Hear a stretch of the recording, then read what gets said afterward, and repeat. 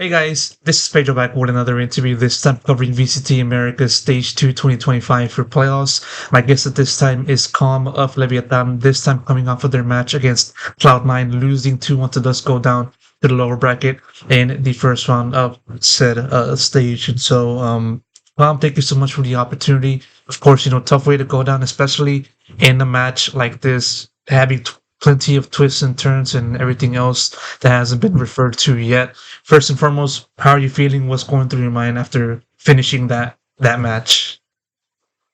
Um, Honestly, every round of the comeback on Lotus is kind of running through my mind. We just misplayed a lot of rounds, and then we mismanaged our ults. Did a lot of things pretty incorrectly and sporadic.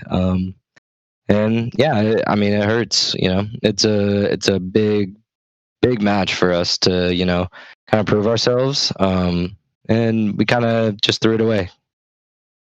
Of course, this is coming off of a match in which you are facing off against Cloud9, a team that really wants to start off on the right foot. And as I said, back and forth kind of affair. And there was a time in which you guys were on the driver's seat. Obviously, as you mentioned, at the midst of C9's comeback. And you guys were roughly around like 11 to 6 or 5 down or up in that facet.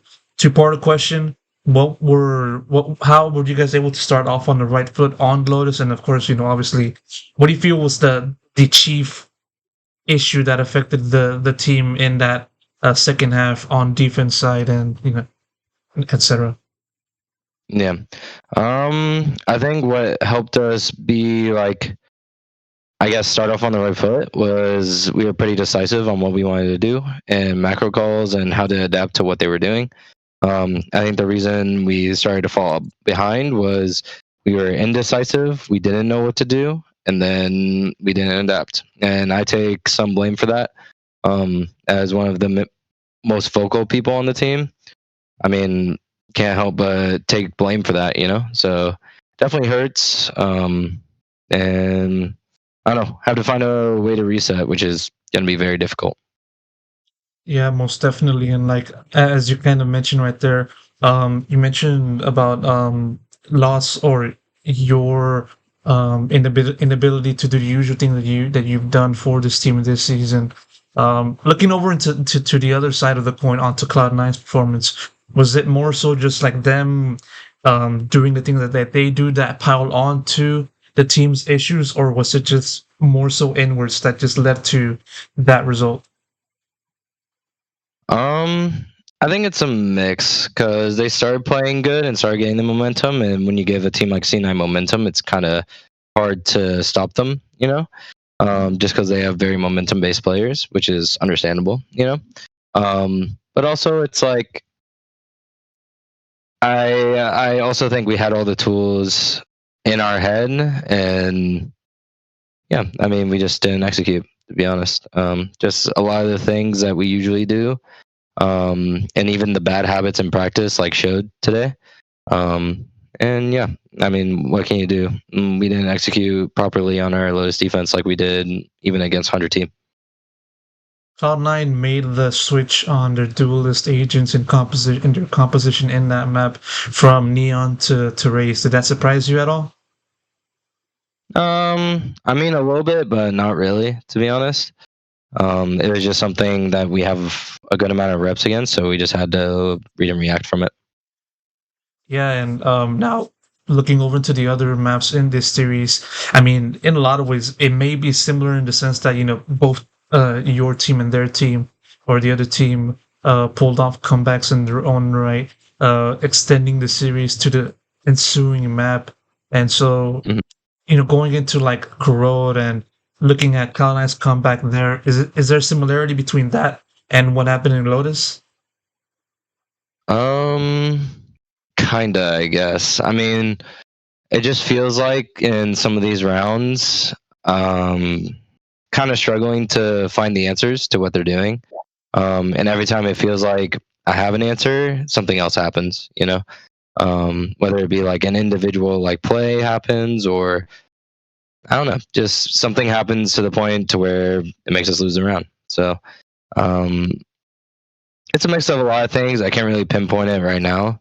I think it's like a very highly emotional like part right now. Yeah. How are you, as one of the veterans of members of the team, are attempting to help this crop of guys in which you have Sato and Okeanos, like the young boys, getting put into these kinds of this difficult situations. How do you try to help them remain focused and remain mentally balanced as best as you can in these kinds of time frames? Um, it's kind of hard because I feel like a lot of people kind of react in their own ways, and for me, I'm not really the type of person to like let people stray away from their personalities. I want people to be free. I want people to do what they want to do. Um, and yeah, I mean, I try to help as much as I can in the comeback. I mean, I'm trying to keep everything calm, but sometimes emotions set in and things happen, and can't do much about it. Like you can only do so much. Um, but everyone has their own way of dealing with it, and I'm so proud of everyone for even our resilience in this series. In that way. Of course, the resilience definitely showed on Haven, which you guys did that comeback and, forced map three and just winning like 10-10, that kind of returning the favor as to what happened in Corrode. Walk me through, Haven and, what helped you guys just kick ass on offense side. I think we were just really decisive, and we had a good read on what was going on. And we just played to kind of our strengths, and we didn't really worry a lot about what they were going to do, but we just understood what they could do. I think that was something that we were very strong on, and we were flowing on the calls and everything. So I think that was good. Um, and then we just kind of carried it over to attack Lotus as well. You know, as I mentioned earlier on in the conversation, you had Sato and Okeanos, rookie players into this stage two season, popped off individually, finishing as the best performing players in terms of rating and also ACS, according to VLR. Talk to me about their performance, and given that they've been able to try the best as they could. Um, how important was their performances to the effectiveness of this team and what you guys can do moving forward and just having to bounce back from this loss?